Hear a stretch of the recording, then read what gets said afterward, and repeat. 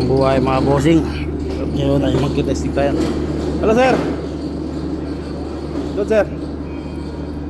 Ngayon ang araw ay magkitesting tayo ng installation test ng slip ring.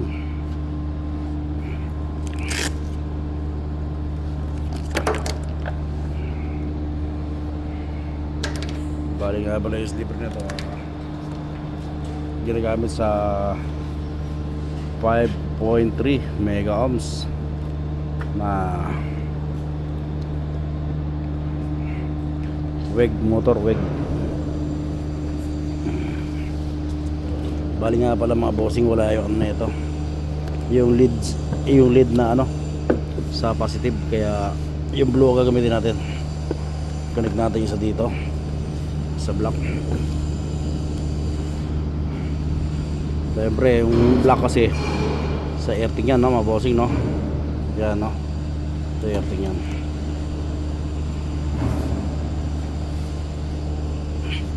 Ito dahil wala tayong kulay pula na leads, yung blue gagamitin natin.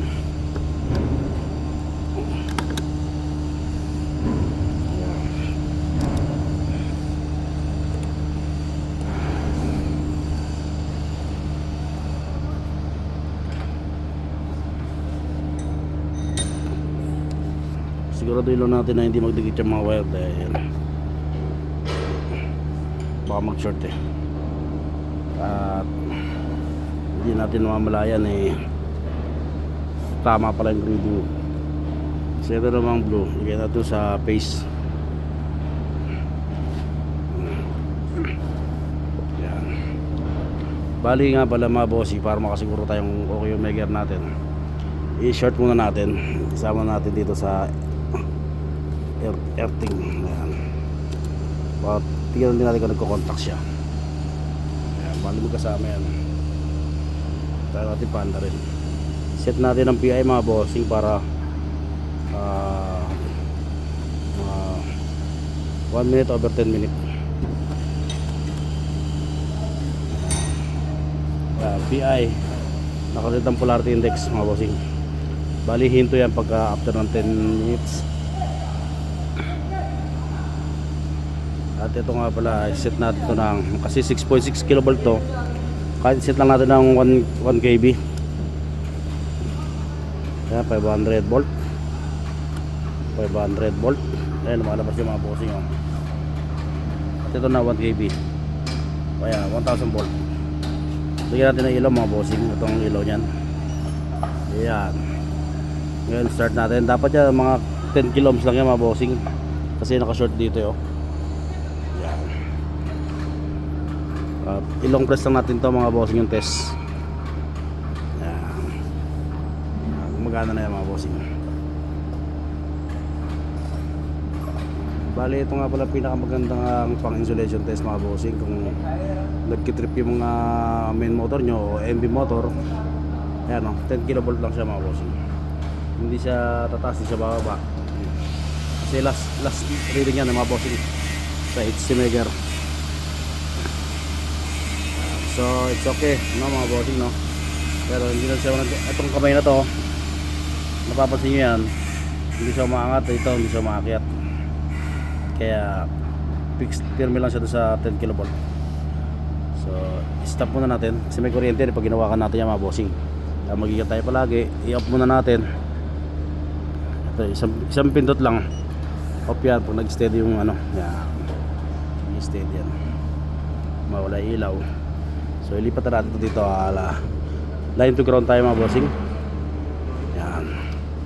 Sa nga pala mga bossing, sa mga WEG motor nga pala, ang slip ring, itong apat na to, 1, 2, 3, 4, isang phase yan, isang magkakasama po yan. Yan. So tatesikan natin ulit mga bossing. Ilong press mo lang mga bossing, mag-reading na yan. Kahit huwag na natin ibalik sa 0, kahit huwag na natin i-off, basta ilong press lang natin. Ito gagalaw yan. Ilong press lang natin ito mga bossing.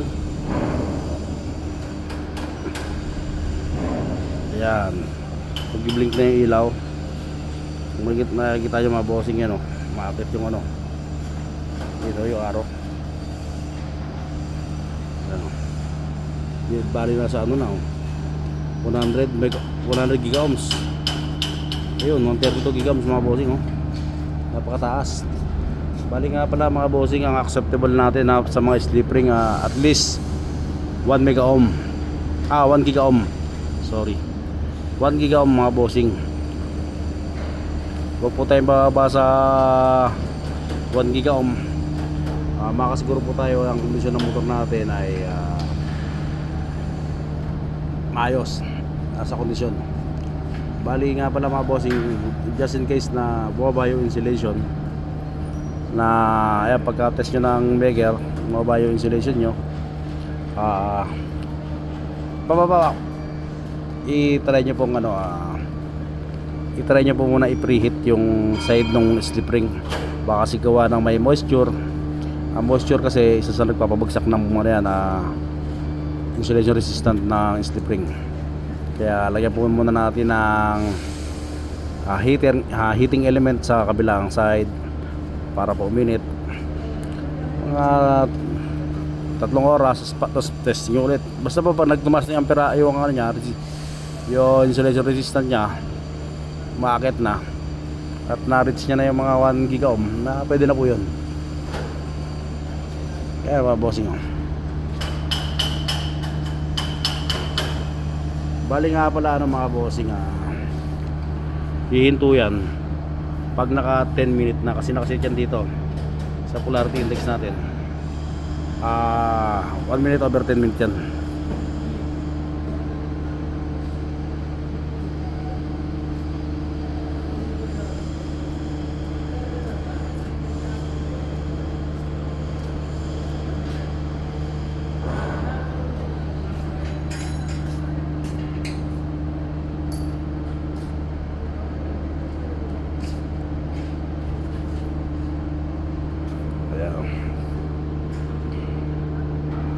Sobrang taas niya mga bossing, 538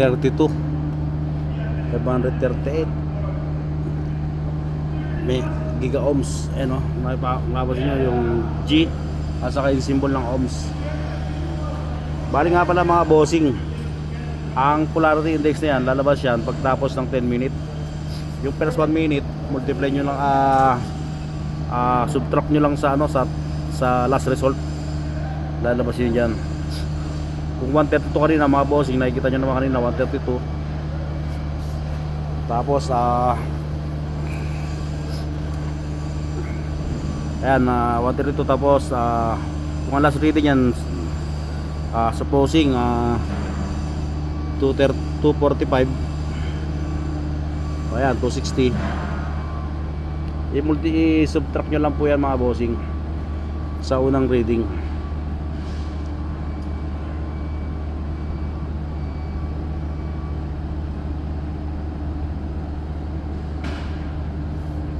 Bali 315. Bali ano na po yan mga bossing, kung 132 kanina, nasa 2.3 na yan mga bossing.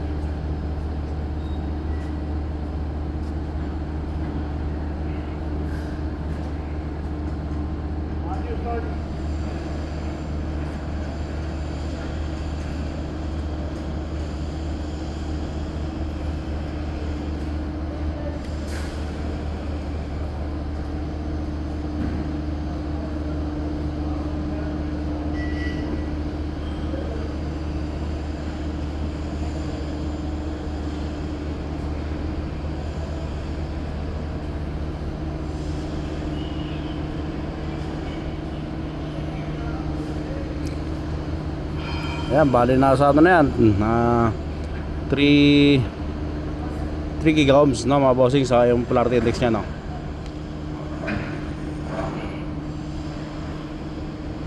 Ayan, steady lang natin mga bossing, antayin natin yung resulta at lalabas yan yung pinaka PI nya. Wait lang po natin yan. Overall test na po yan mga bossing.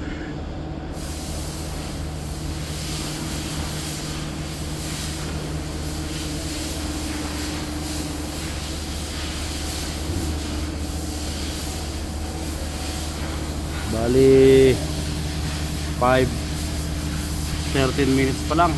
Ayan, no? Hello pare, how are you? There is one display, old AC photon. Available here? Yes, baby, on the box pare, please check. My friend, please help.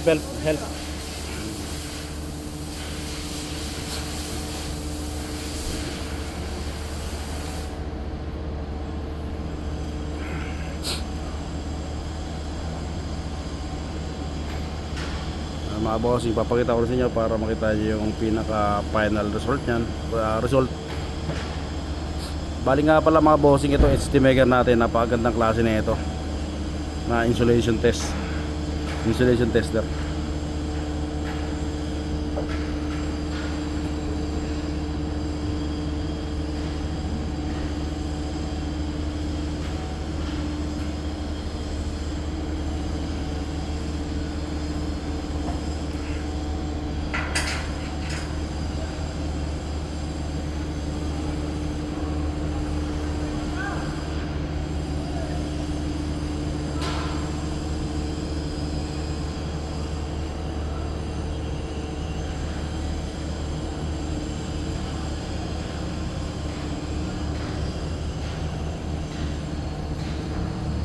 Ayan, mga bossing, kung nakikita nyo naman nagpabago yung reading natin, no, mga bossing. Pataas yan ng pataas. Nag-start po yan ng first 1 minute 1:32 mga bossing. Bali lalabas nga pala mga bossing yung result nyan pagtapos ng 3 minutes remaining na lang. Okay pare.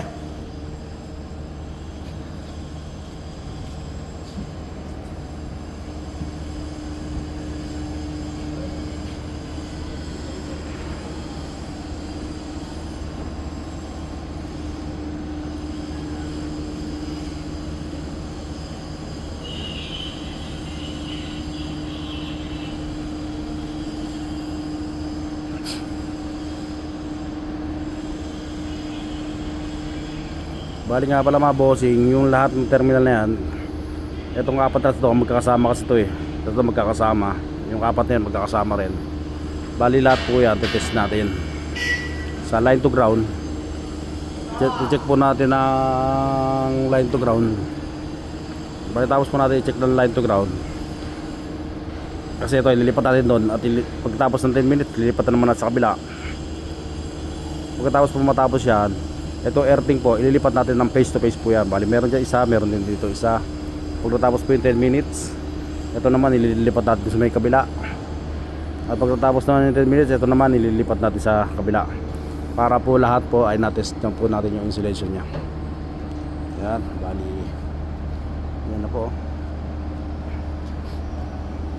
Bali i-divide lang natin yan mga bossing, yung first 1 minute nya sa last result nya na 10 minutes. At yun po ang pinaka insulation resistant nya, kung ilang giga ohms.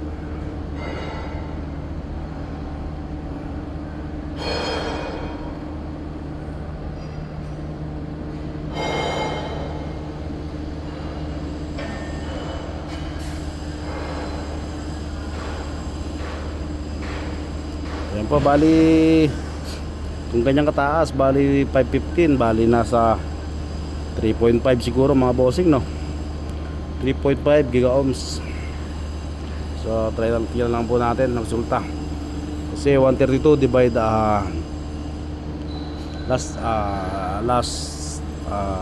last result ay medyo mababa siya mga bossing, no?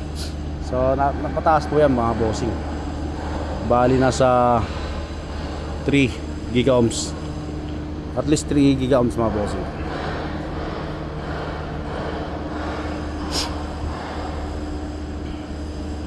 Yan na, malapit na mga ilang segundo na lang mga bossing, 9:46 na lang, hindi mga 10 seconds na lang. At hihinto na po yan, automatic na hihinto yan mga bossing. At wala po tayong binabagong connection dyan. So nasa 3.5 giga ohms.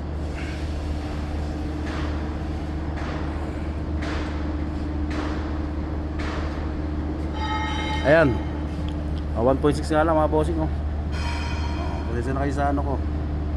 Kasi hindi ko nakita 1.6. Bali po yan ano, yung PI niya, yung polarity index.